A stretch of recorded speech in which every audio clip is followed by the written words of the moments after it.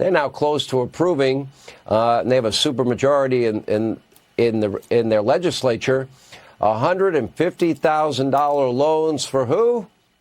Illegals, to help them purchase homes. Wow.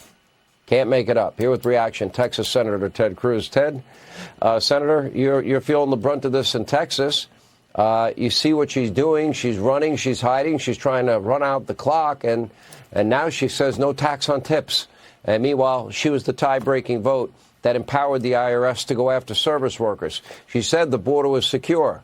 She said that inflation was transitory. Now she's going to, on day one, fix inflation, fix the border, and solve all our problems?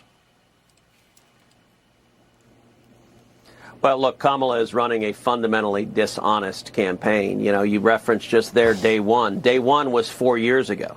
Part of what's fundamentally dishonest about the campaign is she's pretending that she's not the sitting vice president. She's pretending that Joe Biden is not currently the president of the United States, that these problems are all of her own making, that the inflation we have is because of the wild spending and debt that she and Joe Biden and the Democrats did. The open borders, she's been the border czar for 4 years. This invasion is her fault. Not only her fault, but she wanted it. Listen, I've served with Kamala for years in the Senate. She has consistently been the most left-wing senator. She's voted for open borders over and over and over again. And now, this entire election, she's trying to pretend her record doesn't exist. Sean, it's why she doesn't do media interviews. It's why she won't answer questions, because they are very cynically trying to hide her in the basement. I think it's Joe Biden's basement.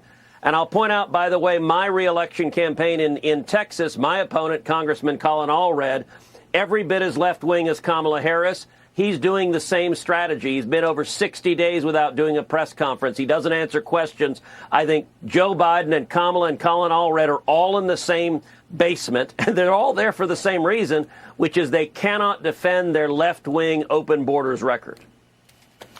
So far, they've gotten away with it. So far, your opponent has gotten away with it. And I was asking this question of Newt Gingrich, and he said, well, it's the Trump campaign's responsibility. But the clock is not on our side here. Early voting begins in Pennsylvania 3 weeks from tomorrow. We have mail-in ballots going out in North Carolina before then, and other states rolling out very quickly, including Wisconsin and Michigan, Senator. This is a serious crisis for our country. Now they want last minute the debate they requested with the rules they requested, with the rules they agreed to. Oh, we either demand a change or what? Now she doesn't want to debate either? My guess is she doesn't. My guess is, and if I'm Donald Trump, I don't think you can give in anymore. I don't think you should ever have agreed to a debate on ABC. The questions, in my mind, are going to be written by George Stephanopoulos. So they are going to be written by George Stephanopoulos. But look, Sean, I think Trump needs to do the debate. And frankly, I think he should agree to whatever stupid rules they want. It's going to be hostile and rigged regardless. And I think Kamala Harris would love to cancel the debate and blame it on Trump. Look, she's in a basement. They don't want her challenged ever. If they have an excuse to get out of a debate, they can literally do nothing for the next 71 days except count on the corporate media so what if to Trump lie. Says, and so I think that Trump...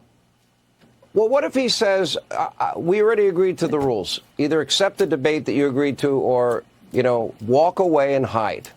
Don't you think she ends up looking bad on that? Yeah, but you know what? I think she'd be happy to walk away from that. My advice would be come up with whatever stupid rules you want. If you want her to wear a cheese head while she's debating, you want the mics hot or not, you want her to have an encyclopedia of talking points in front of her, I don't care. I want to stand up directly and contrast her record and mine, because on every front, Donald Trump's record, we had success in this country, we had peace, we had prosperity, we had record low unemployment, we had a secure border, we had peace globally, and on every level, Kamala's record is a train wreck. And so my advice to the Trump campaign is don't get... Kamala wants to pick this fight to have an excuse to get out of the debate. Don't let her out of the debate.